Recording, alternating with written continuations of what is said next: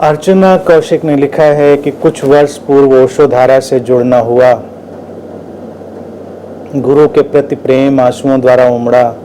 अथाह श्रद्धा से मन रोमांचित हो जाता था। फिर एक दिन वो सब अपने आप छूट गया। आपसे जुड़ना हुआ। कभी गिल्ट फीलिंग होती है अपने अलगाव पर। क्यों होती है गिल्ट फीलिंग? जीवन प्रवाह है, चलता रहता है, बहता रहता है। जीवन को जहां जाना होता है वहां जाता है। इस नदी को जहां बहकर पहुंचना होता है वो पहुंचती है। हमारे यहाँ तो कितने लोग, जो भी नाम आपने लिए, वो वहाँ से और तमाम जगहों से, बहुत जगहों से लोग आते हैं। ये एक अलग आइलैंड है, एक अलग द्वीप है, जहाँ जब आपको पीएचडी करनी हो तब आइए। जब सारे स्कूल्स में पढ़ लीजिए, सीख लीजिए, फिर डिसइल्यूजन्ड होने के लिए, डिमिस्टिफाई होने के लिए आइए। पहले इनलाइटेंड हो जाइए और फिर अनइनलाइटेंड होने के लिए आइए। फिर से नॉर्मल होने के लिए आइए। तो ये एक अलग यूनिवर्सिटी टाइप की चीज़ अगर कही जा सके तो है। अलगाव तो होता नहीं कुछ, जीवन में विकास होता है, विकास होता है।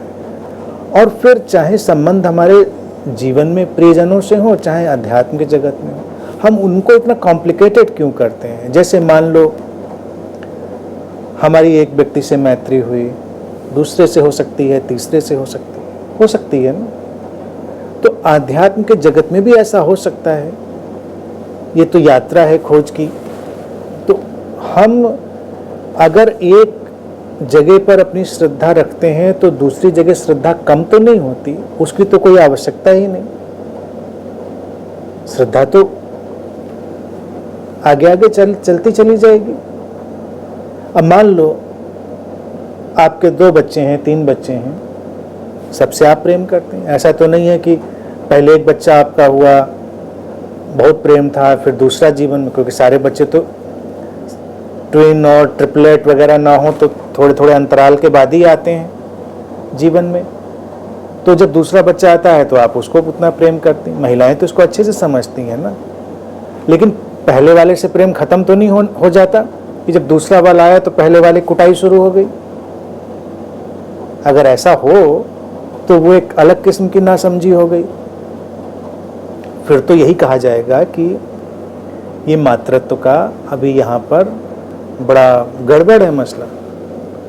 तो बीइंग ए मदर, जो महिलाएं अपने माँ होने को जानती हैं, वो तो इस प्रोसेस में गिल्ट कहाँ उनको आता है? यानी कि जब नया बच्चा आया, उसके प्रेम में आए, तो पहले वाले के प्रति गिल्ट कहाँ आया? अलगाव भी कहाँ हुआ? अलगाव भी तो नहीं हुआ ना।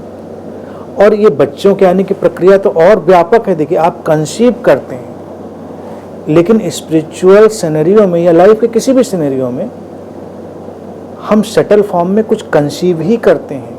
हम कुछ गर्भ की तरह ही धारण करते हैं अपने अंदर, और फिर हम उसके साथ आगे चलते हैं। लेकिन जो हमने पहले कंसीव किया था, पहले जिसको धारण किया था अपने भीतर, अब उसके प्रति हम विमुख तो नहीं हो गए। सब चलता रहता है। आजकल तो देखिए एक ही आध बच्चा होता है। आज तो खैर नहीं होता तो एक ही पूरा ही है, 1 2। पहले के ज़माने में 3 3, 4 4, 5 5, 6 6, सब चलते रहते थे। कोई गिल्ट नहीं होता था किसी को। तो ऐसे ही ये गिल्ट नहीं होना चाहिए। गिल्ट की कोई ज़रूरत नहीं। अलगाव तो होता ही नहीं ना। अलगाव कहाँ होता है? अलगाव केवल एक मानसिकता है, मेंटेलिटी है।